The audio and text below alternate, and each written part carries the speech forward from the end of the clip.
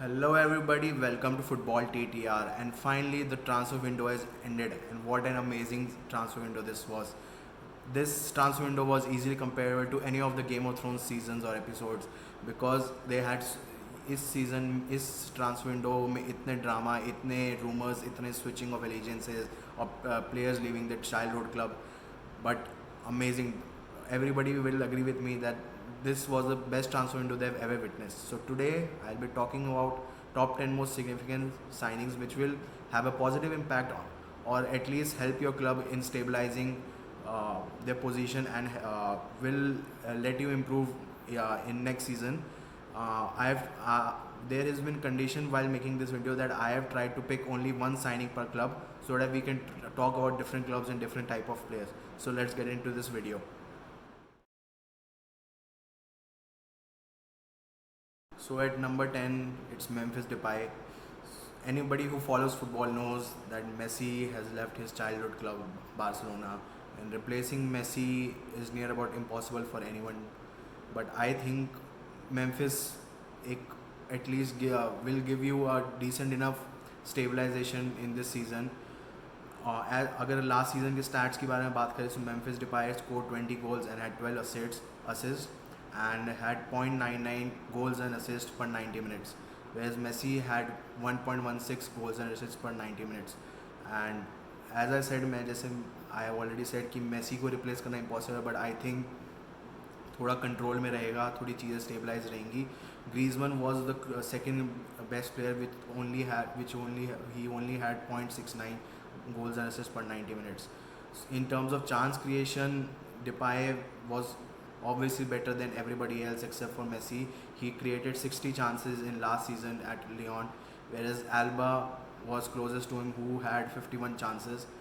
Memphis Depay also is a better dribbler than his whole Barcelona squad with 88 dribbles completed. Only Dembele was close to him with 73 dribbles completed. And all the Barcelona fans will also agree that Memphis Depay at least will give you some stability this season, and he has already scored 2 goals and 1 assist this season. So let's see. I hope Barcelona will come out of this very difficult situation and be back to where they belong.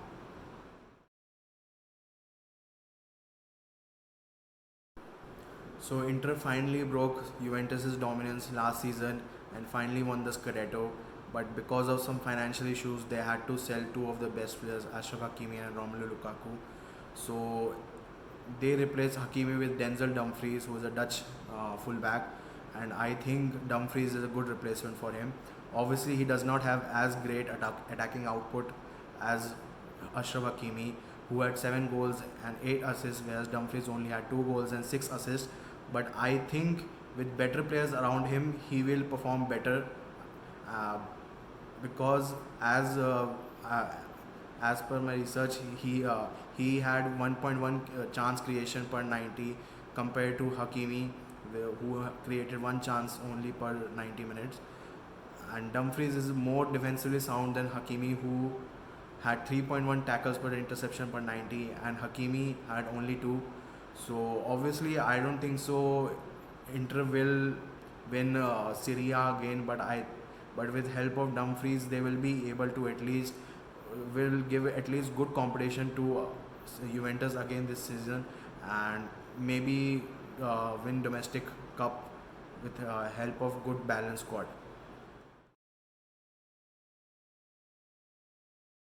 So next is Eduardo Camavinga, and Camavinga I think so is one of the best young midfielder which any team can get. He was linked for move to PSG as well as Manchester United, but Real Madrid won the race. And Camavinga is like a all-round player right now. He has like 89.3% pass accuracy. Only Cruz amongst the midfielders has a better pass accuracy of 89.7%. Camavinga is also a very good ball winner with 70 tackles completed, whereas Casemiro only completed like 56 tackles. Camavinga will also bring good energy into this old squad, and he has the highest pressing amongst the whole midfield with 628 presses, whereas Casemiro only had 510. Camavinga can also bring ball to the final third, with only Modric doing better with 67 ball carrying action, whereas Camavinga had 64 ball carrying action. And Camavinga can easily give 15 years of his life to this team and be an amazing player for Real Madrid, who are in kind of a transitionary phase right now. And with help of coaching from Carlo Ancelotti, I think so he can be one of the best midfielders for a very long time.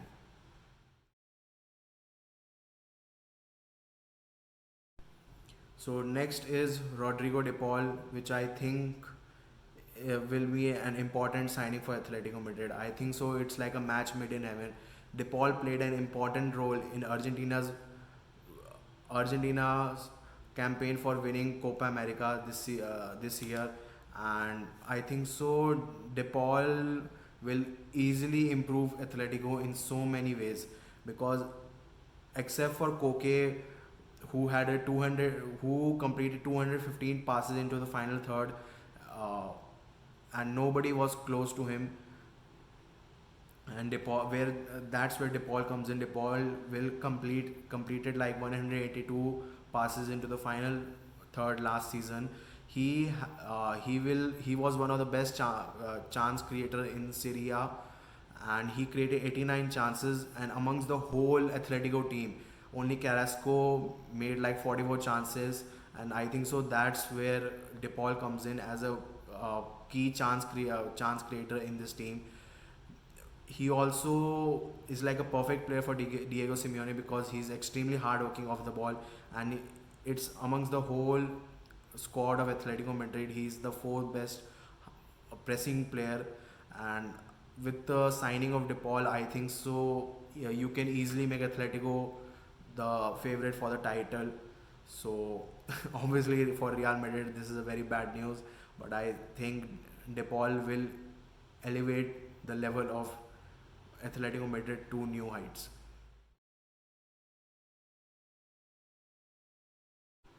So next is Christian Romero, and I have been fan of Christian Romero for a very long time.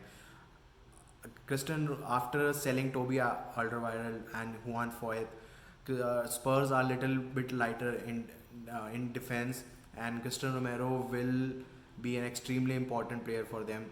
He's like a Sergio Ramos type player. He does not wait for players to come at him. He goes to players and try to win the ball a little bit higher up the pitch. In the whole top five divisions, his pressing is one of the best. He's better at pressing like 99% of defenders with 17.11 presses per 90, and his defensive numbers are also extremely amazing. He makes like 5.68 tackles interception per 90, and won like 4.09 aerial duels, which is highest amongst the whole Spurs squad, as per the last year's statistics. And as we all know, Nuno Espirito Santo is a little bit defensive minded coach, so obviously Cristiano Romero will play an important role for him, and make Spurs a little more defensively sound, and helped finally maybe again get into the top four Champions League spots.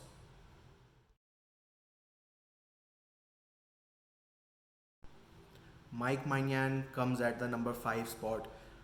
As Donnarumma has left for PSG as on free transfer, AC Milan has bought Mike Maignan to replace him, and people might think that he is a little bit of downgrade, but I don't think so. And even stats back it.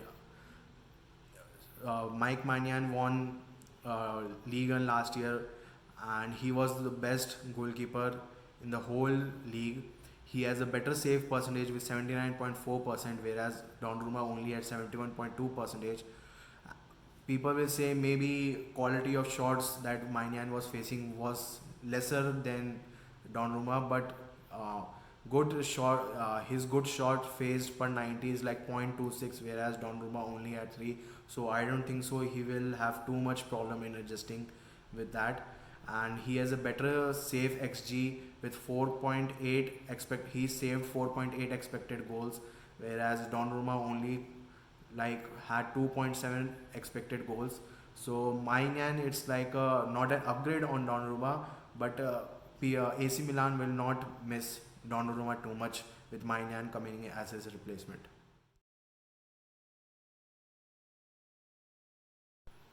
At number 4 is Manuel Locatelli. Juventus has bought a lot of midfielders over like past 3 or 4 years. They bought Ramsey, Benteke, Rabiot, McKinney, Arthur, but still after buying so many midfielders, they have been a little bit inconsistent in that department. And Locatelli obviously will be a uh, big upgrade over all of them, maybe except for Benteke. He's like equivalent to Benteke. He can easily play at as a number 6, like proper DM, or play as a number 8 with good passing numbers. He's like he has better expected goals and expected assists amongst the midfielders with 6.9, whereas McKennie only had 6.2. In the passing department, in the final third, he makes like 2.89 passes per 90, whereas Benteke only makes like 1.68. In terms of chance creation, he made 41 chances in league last season, whereas Benteke only made 30 chances. As in the long passes, he is second best in the whole midfield department with 10.2, whereas Arthur had like 10.9 per 90, but Arthur played like very few matches, like 13 or 14 matches. And Locatelli is very good defensively sound player as well with 4.06 tackles and interception, whereas Benteke obviously performed better with 4.73, but nobody was close to Locatelli in midfielder. And finally, maybe after Locatelli coming in, Juventus will have a very good sound stable midfield, because amongst the 4 most used midfielders were Benteke, Rabiot, McKennie, and Arthur, uh, and he made more appearances than all of them. So finally, I think so. After signing of Locatelli, Juventus have solved their problem of midfield after a very long time.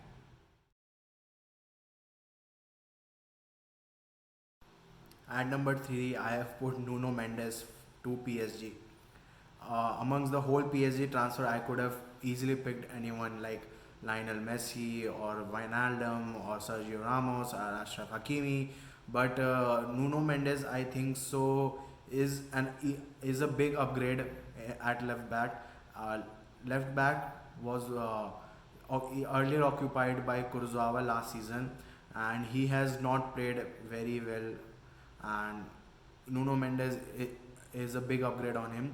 Uh, as per the goals and assists, his attacking output is equivalent to Kurzawa with 1 goals and 1 assist, but his underlying number are extremely amazing with 8 big chances created in this league last season, and with players like Neymar, Kylian Mbappe, Lionel Messi, Mauro Icardi, Angel Di Maria, his attacking output will easily shoot up through the roof, I think, because he makes like 1.1 key passes per 90, whereas Kurzawa only made like zero point 0.5 key passes. He's more defensively sound with 3.8 tackles and interception, with Kurzawa only had 2.9. Nuno Mendes recovers ball like 5.2 times per 90, but Kurzawa only recovers ball like 2.4 times, which is not that good for a fullback. And by signing a 19-year-old player who has broken through last year only and has played extremely well for Sporting Lisbon, and as well as for the Portugal national team, PSG has solved this problematic situation for a very long time, and Nuno Mendes will, I think so, will make very big impact in Champions League. Not as comparable to other players, but I think so. Nuno Mendes will break out like Alphonso Davies broke through like 2 years back.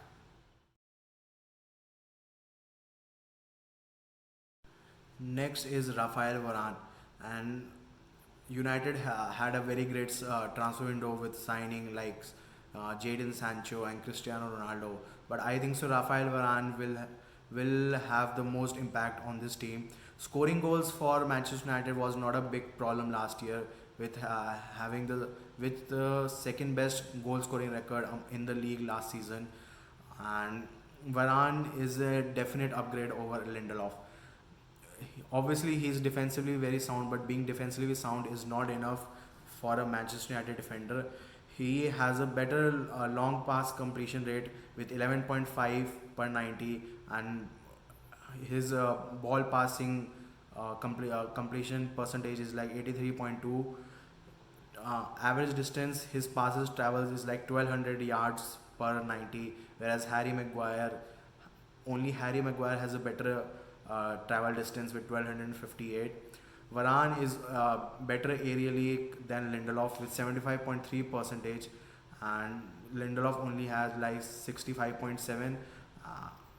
And in set pieces, Lindelof was usually being targeted regularly, and United was not able to win matches because of that.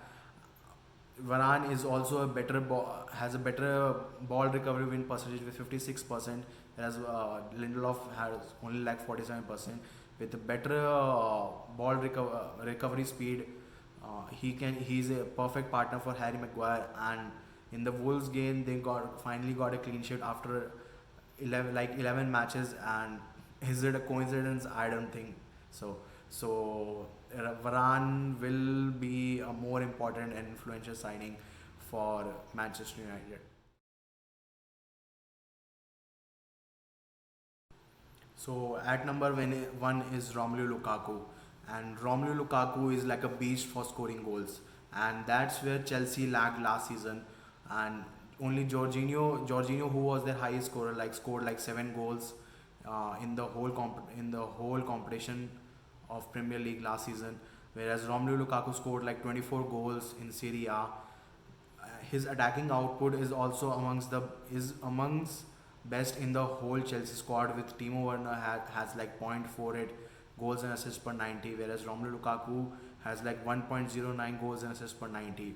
He had the second highest assist in Serie A with 11 assists, and that proves that Lukaku is not only a good scorer, but he can easily become a good hold-up player and try to bring other players. And this will easily benefit other attackers in Chelsea squad.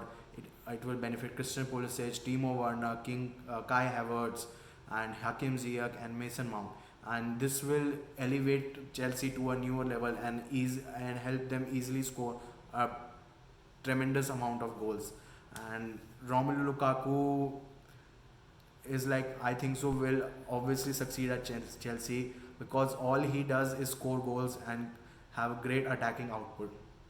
So that's where my countdown ends. I hope you like it. I hope there are some honorable mentions which I'd like to say, like Ben White for Arsenal, Daniel Malin for Borussia Dortmund, Upamecano for Bayern Munich, Sergio Ramos for PSG. But what do you think? Who do you think will have more impact amongst these players which I have talked about in countdown, or is there any other player which you think will have a better impact this season and will improve their squad? Please comment down below, and please like and subscribe this to my channel. And I hope you liked my content, so please keep supporting me and give any kind of feedback. You can reach me at Twitter. I'm mentioning my Twitter handle in the description. So I hope you liked the video. So okay, goodbye, adios, and keep enjoying football.